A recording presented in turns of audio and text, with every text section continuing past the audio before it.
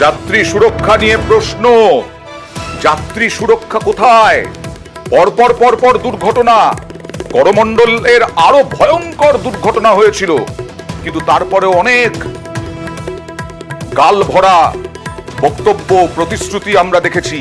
কবচ এখনো এই লাইনে শুরুই হয়নি, হাওড়া দিল্লি লাইনেও শুরুই হয়নি কবচ। কথা বলবো প্রতিনিধি আবিরের সঙ্গে। আবির, সিও স্বীকার করে নিলেন কবচ এখনো শুরুই হয়নি। এই কবচের কথা তো আমরা গত কয়েক বছর ধরে শুনে আসছি। এবং তার সঙ্গে তিনি আরো একটি কথা বললেন যে 3000 কিলোমিটার পথে কবচ প্রযুক্তি ব্যবহার হলে এই ধরনের দুর্ঘটনাটি ঘটবে না। 2 বছর ধরে একই কথা শোনা যাচ্ছে যে 3000 কিলোমিটার পথে কবচ প্রযুক্তি চালু হবে, যদিও সেই কবচ প্রযুক্তি এখনো পর্যন্ত ব্যবহার করতে পারা যায়নি। ফলে যে পরিস্থিতি তৈরি হয়ে রয়েছে তাতে কবচ যতক্ষণ না পর্যন্ত যথাযথ ব্যবহার হচ্ছে ততক্ষণ পর্যন্ত দুর্ঘটনা রোধ করার ক্ষেত্রে একটা মস্ত বড় গাফিলতি বা থেকে যাচ্ছে। এবং যেখানে ব্যবহার করার কথা ছিল সেই ব্যবহার তো করাই হচ্ছে না। এবং যে ইঞ্জিনগুলোতে যদি স্বয়ংক্রিয় ব্যবস্থা থাকতো তাহলে একই লাইনে মালগাড়ির ইঞ্জিন চলে আসতো, সেই ইঞ্জিন অনেকটা আগে দাঁড়িয়ে যেতে পারতো, এভাবে কাঞ্চনজঙ্ঘা এক্সপ্রেসের পিছনে গিয়ে ধাক্কা মারতো না। ফলে এই পরিস্থিতি হওয়ার কোনো সম্ভাবনাই ছিল না। আর এই যে কবচ নেই, কিন্তু অত্যাধুনিক যে কোচের কথা বলা হচ্ছে এটাও শুনে আসছি, সেই অত্যাধুনিক কোচ থাকলে কি অভিঘাত হতো আবির কাঞ্চনজঙ্ঘা? প্রথমত যদি এলএইচবি কোচ হতো তাহলে অভিঘাত অনেকটা কম হতো। যেভাবে তুমি দেখতে পাচ্ছ যে ইঞ্জিনের ওপর কোচ উঠে গেছে, লাইনে দুধারে ছিটকে পড়ে রয়েছে, দুমড়ে মুচড়ে গিয়েছে, কামরার ভেতরগুলো দুমড়ে মুচড়ে গিয়েছে, সিট ছিঁড়ে পড়ে গেছে, এই ঘটনাটি ঘটতো না। এলএইচবি কোচ হলে হয়তো আঘাত লাগতো, কিন্তু এই ধরনের বড় ধরনের আঘাত এবং মৃত্যুর ঘটনা কার্যত নেই বললেই বলা চলে। এবং যে কারণে এলএইচবির ব্যবহার যখন মমতা বন্দ্যোপাধ্যায় রেলমন্ত্রী ছিলেন তখন থেকে বারবার ধরে করার কথা বলা হচ্ছিল।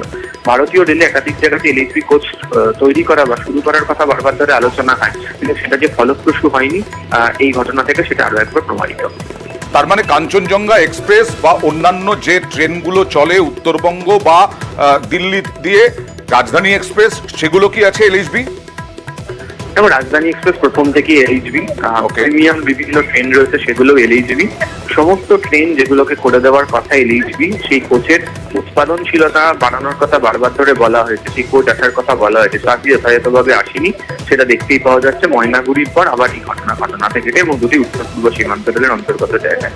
দেখা যাক সেই গাল ভরা প্রতিশ্রুতি আর কবে প্রতিশ্রুতি রক্ষা হয়। আমরা দেখব যাত্রীরা যারা এই দুর্ঘটনার অভিঘাতে আহত হননি, তারা শুধু শুনেছেন, তারা শুধু দেখেছেন, তাতেই যথেষ্ট আতঙ্কিত। আমাদের গাড়ি ছিল সামনে কাঞ্চনজঙ্ঘাতে, পেছন থেকে মালগাড়ি পুরো চাপিয়ে দেয়। এবার সামনে আমরা ছিলাম, পেছনের দুটো বগি অলরেডি উল্টে গেছে। আমাদের ট্রেনটা আসতে ছিল, যদি জোরে থাকতো আমাদের ট্রেনটা আরও বড় দুর্ঘটনা হতো। প্রথমত অ্যাম্বুলেন্স ছিল না, তারপরে অ্যাম্বুলেন্স, এখন বর্তমানে আমরা সব ডাকাডাকির পরে অ্যাম্বুলেন্স সব একটা একটা করে আসছে আর কি। তখন আমরা কোনো রকম ভেবেছিলাম যে হয়তো কেউ চেন টেনেছে, কিন্তু আদৌ সেটা আমরা বুঝতে পারিনি। তারপর আমরা যখন বেরিয়ে এসে গেটটা খুলেছি তখন দেখি যে অলরেডি পিছনে 3টে কামরা উপরে উঠে গিয়েছে, ছিন্ন বিচ্ছিন্ন হয়ে গিয়েছে। ভয় মানে ওখানে গা শিরশির করে কাঁপে।